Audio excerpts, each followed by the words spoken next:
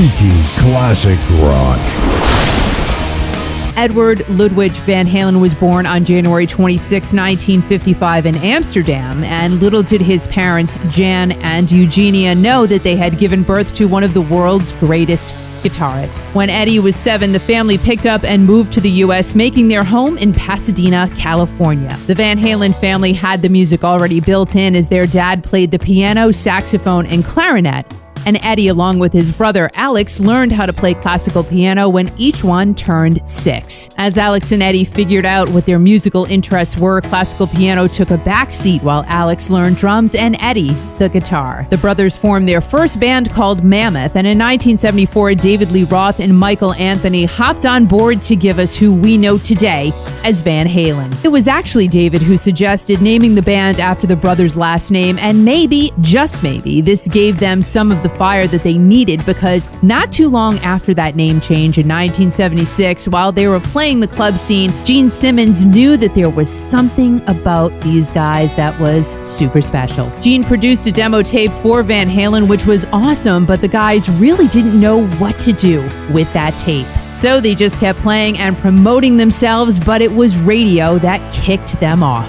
Rodney Bingenheimer of K-Rock believed in them too, just like Gene Simmons, and would play music on the air from that demo tape that the band just didn't know what to do with. Rodney helped the guys get some high-profile gigs, and this led to the band getting their first manager, his name, Marshall Burrell, nephew of Milton Berle. Within a week of Marshall bringing producer Ted Templeman and Mo Ostin to see the guys perform, Van Halen was signed to Warner Brothers Records. Ah, yes, Eruption. Looked at one of the greatest guitar solos of all time. Eddie would usually play this during their rounds in the clubs, but when Ted Templeman heard him playing it, just on the fly, he told Eddie to put it on the album. Their first album. Eddie also became known for popularizing the tapping technique. This is when you use both hands on the guitar neck. Steve Hackett from Genesis, he used it, and also Jimmy Page. But Eddie brought tapping to light in the early 70s and just gave it a new life of its own. Van Halen's first self-titled album contained Eddie's Eruption and Runnin' with the Devil. Van Halen as a whole was sheer sexiness and rock perfection, as David knew how to be a frontman / chick magnet, and Eddie's guitar genius brought crowds to their knees. Van Halen went on to give us iconic songs like Dance the Night Away, You Really Got Me, and of course, Jump. David left Van Halen in '85 to pursue his solo career. In came Sammy Hagar, and even though the vibe was now different from when Diamond Dave was fronting, it was all still really great. Then he left in '96, only to return in 2004 for the Best of Both Worlds tour. During the Best of Both Worlds tour, it had already been 5 years since Eddie had a hip replacement and 4 years since he was diagnosed with tongue cancer.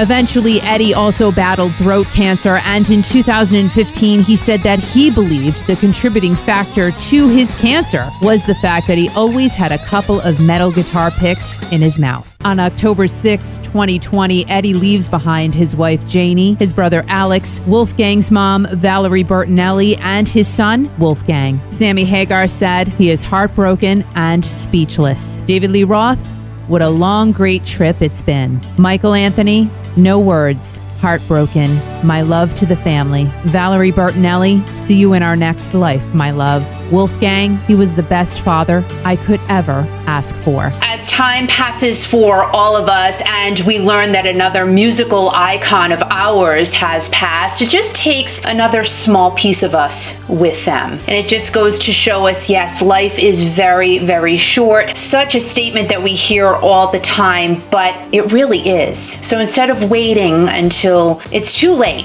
to tell that person you care about them or you're thankful for them, go ahead, reach out and do it as soon as you can instead of waiting. We do always have the music to go back and listen to, and it will be a little bit different every time we now hear a Van Halen song. It's just going to have a different feel. Our sincere love to the Van Halen family and friends, and we will always be here to help keep the music alive. Keep rocking.